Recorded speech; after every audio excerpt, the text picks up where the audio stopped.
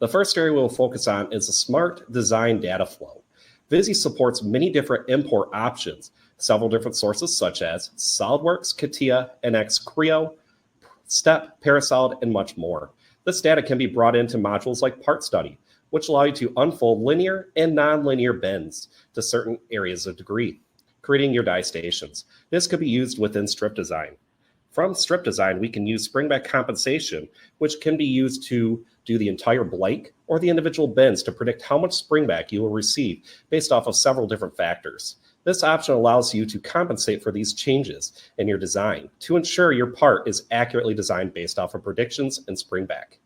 Within tool design, you can then configure the entire layout of the die casting for all the needed plates.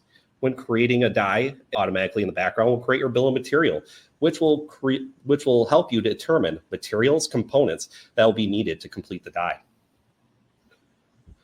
Once the die and strip are complete, we can simulate each individual die station and predict any problem areas where the die could wrinkle, split, or anything else. This is important to predict as it eliminates the need for tryouts and extra required machining.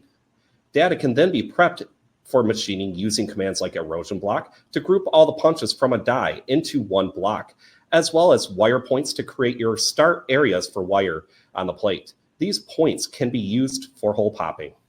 You can then create your 2 and 4 axis wire operations from cutting the punches and cavities off of these plates, and then use 2 to 5 axis machining for machine holes and pockets, as well as machining more complex areas.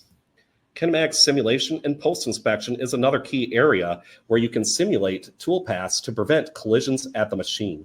Then you can use reverse engineering for the parts to see where there could be wear in the die. This is useful for choosing the type of material, how often inserts need to be swapped out, and ensure the longevity of your die.